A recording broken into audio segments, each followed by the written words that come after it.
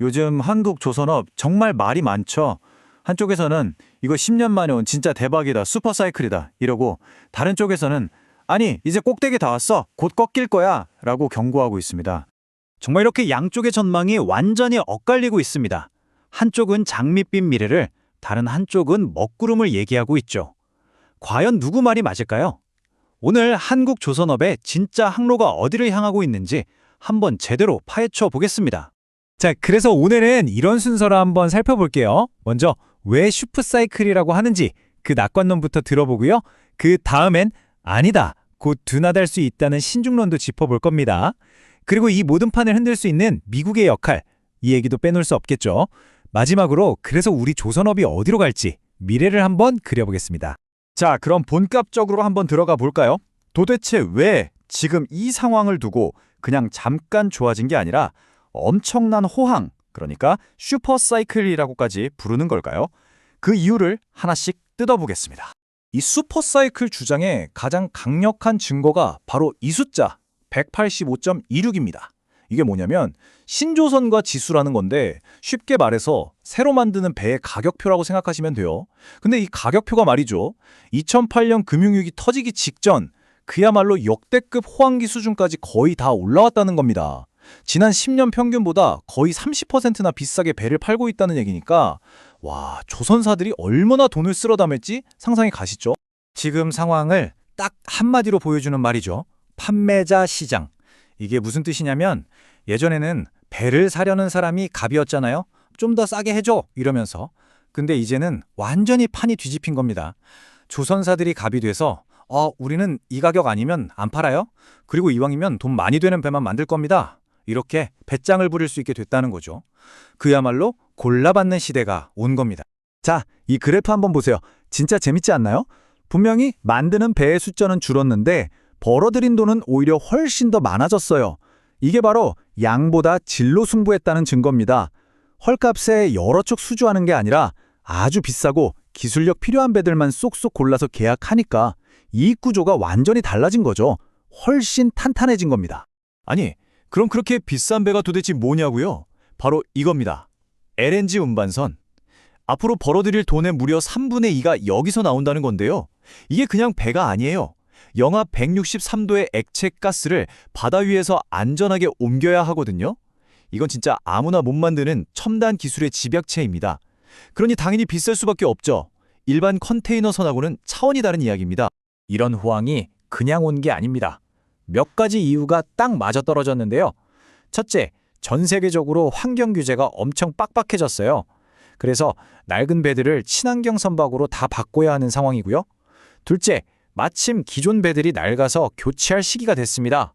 셋째, 에너지 시장이 바뀌면서 LNG 운반선 수요가 그야말로 터져버렸죠.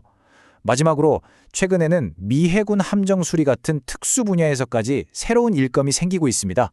정말 여러 호재가 한꺼번에 터진 거죠. 그리고 이 모든 낙관론의 활용점정이 바로 이 숫자 3년입니다. 이게 뭐냐? 우리나라 주요 조선사들이 앞으로 3년 동안은 걱정 없이 돌릴 수 있는 일감을 이미 다 받아놨다는 뜻입니다. 지금 당장 수주가 하나도 없어도 3년은 버틸 수 있다는 얘기예요. 어지간한 경기 변동에도 끄떡없는 아주 든든한 방어막을 갖춘 셈이죠. 자, 여기까지 들으면 와, 이건 뭐 무조건이네 싶으시죠? 그런데 말입니다. 시장이 그렇게 호락호락하지가 않죠. 지금부터는 이 화려한 파티가 곧 끝날 수도 있다고 경고하는 아주 차가운 목소리에도 귀를 기울여 볼 시간입니다. 조선업의 DNA를 이해하려면 이걸 꼭 알아야 합니다. 바로 경기 민감 업종이라는 거. 이게 뭐냐면 세계 경제라는 파도를 그대로 타는 서퍼 같은 산업이라고 보시면 돼요. 파도가 높으면 신나게 타지만 파도가 낮아지면 꼼짝없이 바닥으로 내려앉는 거죠. 자기 혼자 잘나서 되는 게 아니라는 겁니다. 그렇다면 이 질문을 안 할 수가 없죠. 조선주 주가가 최근 몇 년간 진짜 어마어마하게 올랐잖아요. 근데 이게 영원할 수 있을까요? 방금 말씀드린 경기 민감 업종의 속성을 생각해보세요. 올라가는 파도가 있으면 반드시 내려오는 파도도 있습니다. 모든 사이클에는 정점이 있기 마련이죠.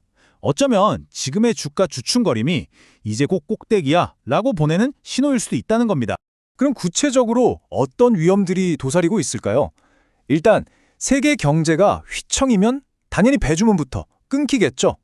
그리고 배 만드는 데 들어가는 철판 가격이 미친 듯이 오르거나 환율이 갑자기 우리한테 불리해지면 기껏 좋은 값에 수주해봤자 남는 게 없어질 수도 있습니다.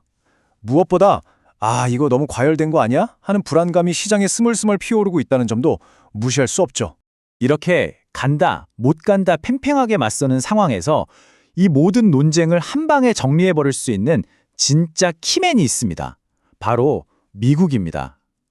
낙관론자든 비관론자든 지금 모두가 숨죽이고 미국의 움직임만 쳐다보고 있어요. 미국이 왜 중요하냐고요? 바로 이것 때문입니다. 앞으로 미국에서 쏟아져 나올 배 주문량이 그야말로 상상을 초월하는 수준이기 때문입니다. 자기네 나라 셰일가스 실어나를 LNG 운반선은 물론이고 중국 견제하려고 만드는 최신 군함까지, 이건 뭐 한국 조선업계 입장에선 로또 당첨 수준의 거대한 시장이 눈앞에 열리는 셈입니다. 이 기회의 공식은 아주 간단합니다. 자, 보세요. 첫째, 미국이 셰일가스를 엄청나게 뽑아내고 있어요. 둘째, 이걸 전 세계에 팔기 위한 수출항을 2029년까지 2배 이상 늘릴 계획입니다. 그럼 셋째, 당연히 그 가스를 실어 나를 배가 어마어마하게 필요해지겠죠? 그런데 그 배, LNG 운반선을 세계에서 제일 잘 만드는 나라가 어디다? 바로 한국이죠. 모든 조각이 우리에게 맞춰지고 있는 겁니다. 하지만 여러분, 세상에 공짜는 없죠. 이 엄청난 기회를 잡으려면 그만큼 큰 리스크를 감수해야 합니다. 바로 미국 현지에서 배를 만들어야 한다는 조건이 붙는데요. 이게 보통 문제가 아닙니다. 인건비는 한국보다 거의 2배나 비싸고 기술 좋은 사람 구하기는 하늘의 별 따기죠. 그야말로 초대박 기회와 쪽박의 위험 사이에서 아슬아슬한 외줄타기를 해야 하는 상황인 겁니다. 자, 그럼 지금까지 나온 얘기들을 한번 정리해 볼까요?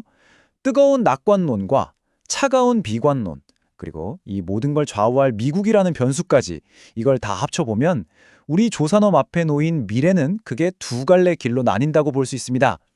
오늘의 이야기의 핵심이 바로 이 표에 다 담겨 있습니다. 불케이스는 친환경 LNG 같은 신기술 수요에 미국의 기회까지 더해져서 쭉 간다, 이거고요. 베어 케이스는 아니다, 이건 그냥 사이클 꼭대기일 뿐이고 비용 문제랑 경제 위기 때문에 결국 꺾인다, 이거죠. 정말 팽팽하죠? 여러분은 어느 쪽 이야기가 더 설득력 있게 들리시나요? 참 의미심장한 말이죠. 시장에서 영원한 1등은 없다는 겁니다. 과거의 챔피언이 미래까지 챔피언이 되리란 보장은 어디에도 없죠. 시장은 항상 새로운 스타를 찾아 움직이니까요. 이건 조선업이라고 해서 피해갈 수 없는 아주 냉정한 현실입니다. 결국 이 질문으로 다시 돌아오게 됩니다. 지금 한국 조선업은 새로운 황금기를 향한 거대한 순풍을 탄 걸까요? 아니면 모든 파도가 그렇듯 가장 높은 정점을 찍고 이제 막 내려오기 시작하는 순간일까요? 슈퍼사이클이냐 아니면 정점이냐, 그 최종 목적지는 앞으로 한국 조선업이 펼쳐나갈 실제 항해가 우리에게 보여주겠죠.